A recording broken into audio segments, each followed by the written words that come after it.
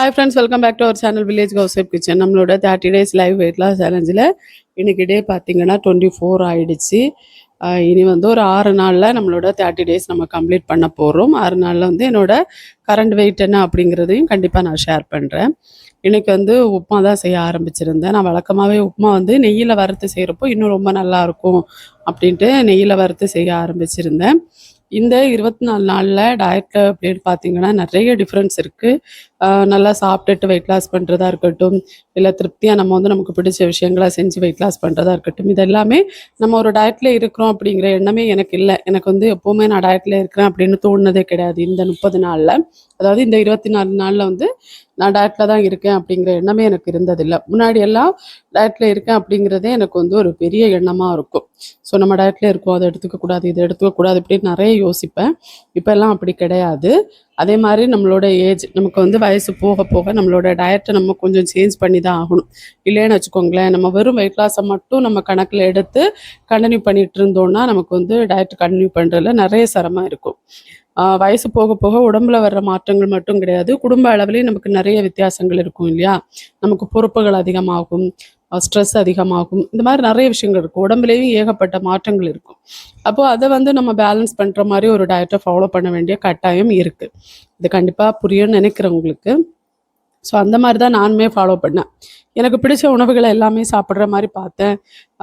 மற்ற விஷயங்கள்லையும் கொஞ்சம் அதிகமாக கவனம் செலுத்தினேன். ஸோ இந்த மாதிரி தான் இந்த நாட்கள் எல்லாம் கொண்டு போச்சு. இதுக்கிடையில் வந்து பார்த்திங்கன்னா என்னோடய பீரியட்ஸ்லேயும் கொஞ்சம் சில பிரச்சனைகள் வந்துருந்துச்சு. காரணம் வந்து எனக்கு ஹார்மோன் இம்பேலன்ஸ் இருக்குது. அப்போ வந்து பீரியட்ஸ் எனக்கு முன்னாடி இந்த குழந்தைங்கள்லாம் பிறக்கிறதுக்கு முன்னாடி, அதாவது இந்த ரொம்ப ஓவர் வெயிட்டாக இருந்தேன் இல்லையா, அந்த டைம் வந்து எனக்கு இர்ரெகுலர் பீரியட்ஸ் இருந்துச்சு. டயட் ஆரம்பித்து வெயிட் லாஸ் பண்ண ஆரம்பித்ததுக்கப்புறமா என்னோட இர்ரெகுலர் பீரியட் எனக்கு சரியாச்சு. கிட்டத்தட்ட ஒரு 10 வருஷமாக வந்து அந்த பிரச்சனையே இல்லை. கொஞ்சம் நல்லா சந்தோஷமாக தான் இருந்தேன். இப்போ சமீபமாக டயட்டு விட்டு வெளியே வந்து உள்ளே போய் டயட்டை விட்டு கொஞ்சம் வெயிட் அதிகமாக்கி அந்த 80க்கு மேலே வந்து வெயிட் வந்தால் எப்போவுமே அதை குறைச்சிட்டு ஒரு 75, 79 இந்த மாதிரியாச்சும் கொஞ்சம் மெயின்டைன் பண்ணிட்டு இருந்தால்னா, இப்போ சமீபமாக அந்த 80க்கு மேலேயே ரொம்ப நாளாக அப்படியே சுற்றிட்டு இருக்கு இல்லையா, அதில் என்னோட ஹார்மோன் இம்பேலன்ஸ் வந்து எனக்கு கொஞ்சம் அதிகமாகிடுச்சுன்னு வச்சுக்கோங்களேன். மறுபடியும் அந்த பிரச்சனை ஸ்டார்ட் ஆகி பீரியட்ஸில் வந்து சில ப்ராப்ளம் எல்லாம் வந்துச்சு. ஸோ அப்புறம் வந்து ஹாஸ்பிட்டல் போய் டேப்லெட் எடுக்கிறதுல இன்ட்ரெஸ்ட் இல்லை. சரி, ஒரு 1 மந்த் தான் லேட் ஆச்சு. 1 மந்தில் என்ன பண்ணலாம் அப்படின்னு யோசிச்சு, பீரியட்ஸ் இர்ரெகுலராக வந்தாலே ஒரு கஷாயம் எல்லாம் இருக்குது இல்லையா, சில கஷாயங்கள் இருக்குது. அந்த மாதிரி ஒரு கஷாயம் போட்டு குடிச்சிருந்தேன். அதோட ரெசிபி உங்களுக்கு தேவைப்பட்ட கமெண்ட்ஸில் சொல்லுங்கள், நான் உங்களுக்கு ஷேர் பண்ணுறேன். அதுக்கப்புறம் வந்து எள்ளு மிட்டாய் சாப்பிட்றது, அடுத்து வந்து பப்பாயா, அப்புறம் அன்னாசி பழம், இந்த மாதிரி விஷயங்கள் எல்லாம் எடுக்க ஆரம்பிச்சிருந்தேன். இது வந்து உடம்போட சூட்டை கொஞ்சம் அதிகப்படுத்தும். அதனால நமக்கு பீரியட்ஸ் லேட் ஆகுது அப்படின்னா அது கொஞ்சம் அதிகம், அது வந்து வரும், அவ்வளோதான். மற்றபடி அதில் வந்து பீரியட்ஸ் வரும் அப்படின்னலாம் கிடையாது. அந்த கஷாயம் எல்லாம் போட்டு குடித்தேன். அதுக்கப்புறம் டயட்டை கண்டினியூ பண்ணேன். மெயினாக வந்து எக்ஸசைஸ் பண்ணேன். ஸ்கிப்பிங் பண்ணுறது, இந்த மாதிரி உடலுக்கு வந்து கொஞ்சம் எக்ஸசைஸ் எல்லாம் கொடுத்தேன். அதில் வந்து எனக்கு மறுபடியும் பீரியட்ஸ் வர ஆரம்பிச்சிச்சு. சரியா? ஸோ இது வந்து இதோட டீட்டெயில்ஸ் உங்களுக்கு வேணும் அப்படின்னா, நான் என்னென்ன பண்ணியிருக்கேன் அப்படிங்கிறது வேணும் அப்படின்னா கேளுங்க, ஒரு தனி வீடியோவாக உங்களுக்கு ஷேர் பண்ணுறேன். உப்புமா மட்டும் வச்சு கொடுக்குறப்ப சில நேரம் இவங்க வந்து தொட்டுக்கிறதுக்கு எதுவும் இல்லையா அப்படின்னு கேட்பாங்க. அதனால இந்த முறை வந்து முட்டை குழம்பு வச்சுருந்தேன். சாதாரணமாக முட்டை குழம்பு தான் வச்சுருந்தேன். ஆனால் என்ன ஆச்சுன்னா, இந்த சின்ன மண் சட்டியில் வச்சு வைக்கிறனால கலர் வந்து கொஞ்சம் டார்க் ஷேடில் நமக்கு கிடைக்குது. அது இப்போ தான் நான் நோட் பண்ணேன். நம்ம நார்மலாக வந்து ஸ்டெயின்லெஸ் ஸ்டீலில் வைக்கிறப்போ அந்த கலர் அவ்வளோ கலர் மாறாது.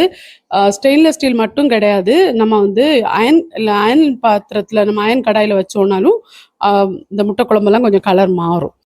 இந்த வயசெல்லாம் நமக்கு ஒரு மேட்ரே இல்லை அப்படின்னெல்லாம் நிறைய வீடியோஸ் பார்க்குறப்போ நானுமே அப்படியே நினச்சிருக்கேன். ஆனால் ஒரு குறிப்பிட்ட ஏஜுக்கு மேலே நம்ம உடம்புல வர மாற்றங்கள் முதற்கொண்டு அத்தனையுமே ஒரு சில விஷயங்களை நமக்கு கற்றுக் கொடுக்குது. இது எல்லாமே நம்ம ஏற்றுக்கிட்டு நம்ம கடந்து போகணும். இதுக்கேற்ற மாதிரி நம்ம உடம்பை வந்து பழக்கப்படுத்தணும். அப்படி பழக்கப்படுத்தி கொண்டு போகிறோம் அப்படின்னாலே வயசெல்லாம் ஒரு விஷயமே கிடையாது தான்.